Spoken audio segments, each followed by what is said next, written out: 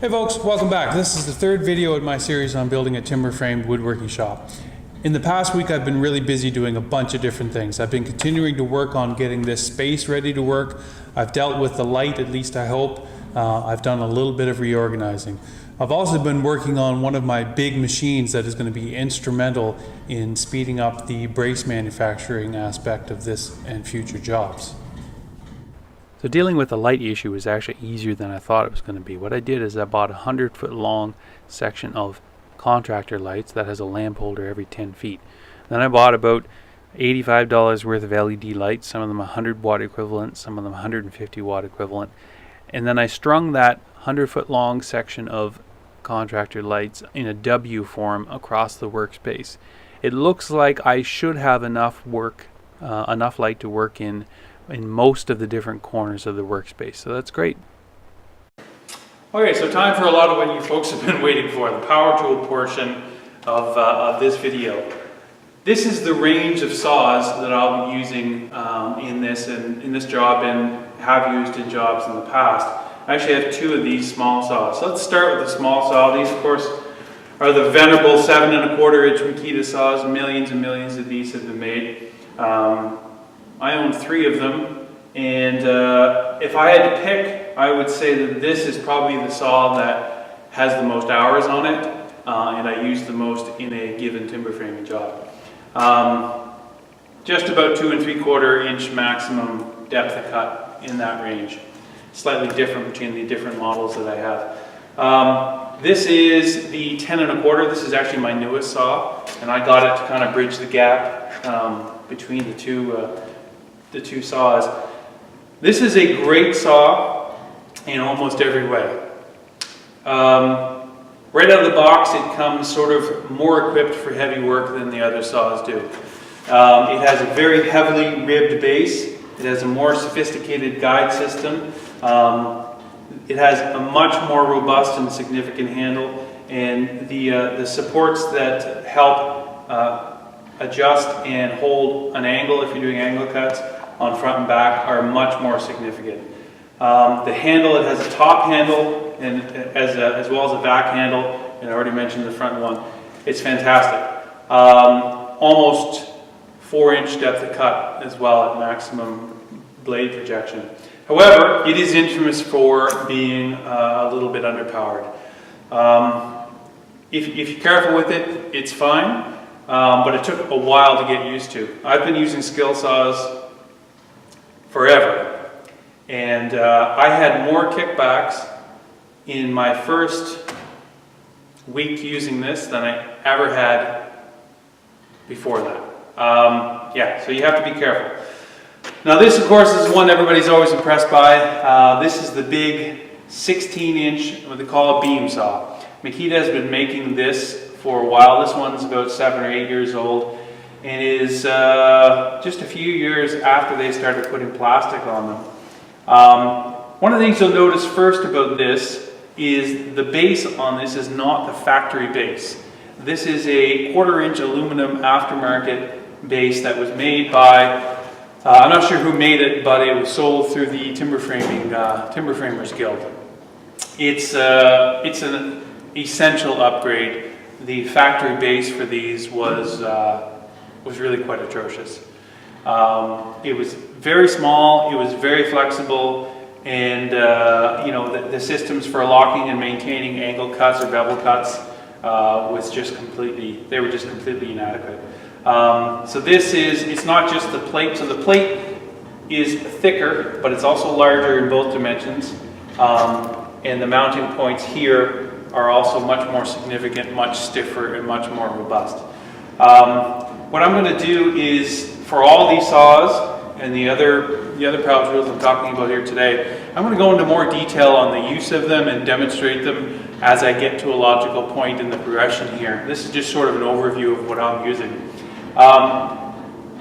This is an intimidating saw to turn on the first time, but it is now, for me, it's a real joy to use. It's actually, it has never kicked for me. I'm sure it would, but it has never kicked on me. And it's very easy. If you start it on a straight line, it will stay on that straight line, mainly just because there's so much blade buried in the curve for you. I actually find it quite easy to use.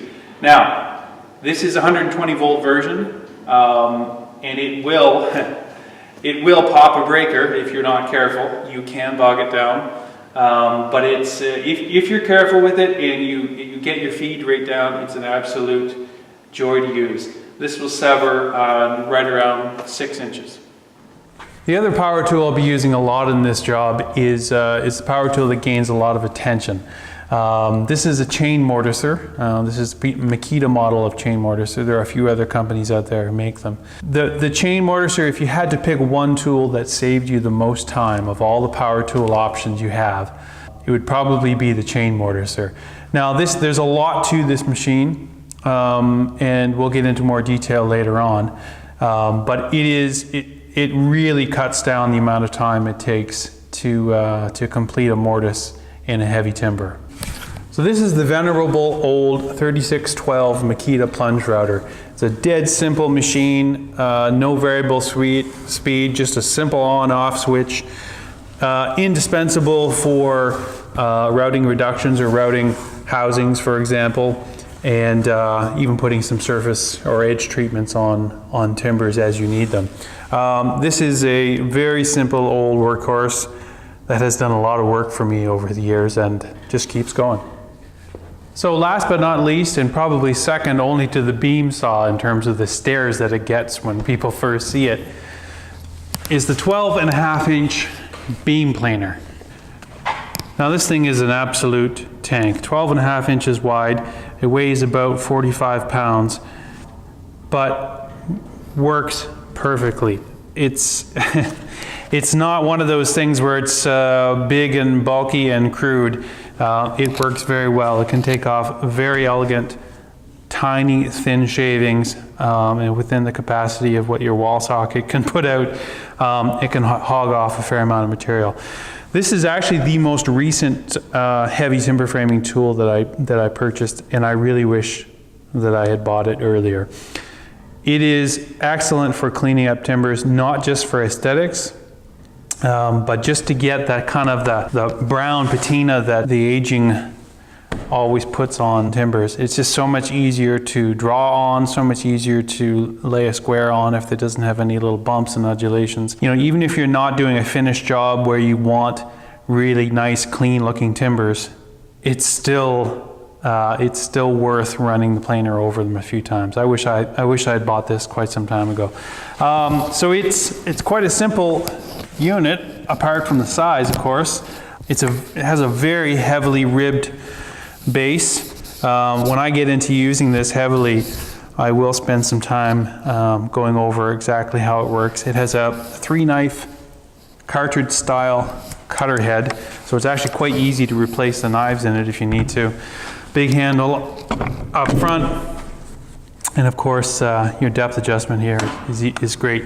Now the nice thing about it is you don't have to carry the timber or carry it all the way back once you've reached the end of the timber, because it has a roller here which allows you to just pick up the end of it and roll it along, which is just is a huge asset. And one thing that's really neat about it is on the back here there's a little flip tab, so as you're planing along and you've reached the end of it, you lift it up, the little flip tab automatically flops right back down again, so you can actually set it down and the blades won't be hitting the wood, so it's fantastic. Well folks, it seems like I've made a classic amateur YouTuber mistake. I totally underestimated the amount of footage I was going to collect in talking about all the different things I promised to talk about at the start of the video. If I put everything together in one video, well, you'd need a heck of a bag of popcorn. So I'm going to stop it here. In the next video, I'll talk a little bit about the hand tools, including some of my sharpening techniques. If I have time, I'll also talk about the product of what I'm doing here, which is cleaning up all the timbers on their faces with the giant planer, as well as trimming up the ends to take a closer look at how they weathered, how they seasoned over the last couple of years, and make sure I won't run into any problems, at least with these tie beams. I also collected a fair amount of video footage on the large crosscut saw that I showed earlier on, that I've been working on bringing back to life. So I think I might have enough footage to actually do a separate video on that, because I know a number of you are interested in the larger stationary power tools as well. So if you enjoyed this video, please hit the like button and subscribe. Thank you very much. We'll see you next time.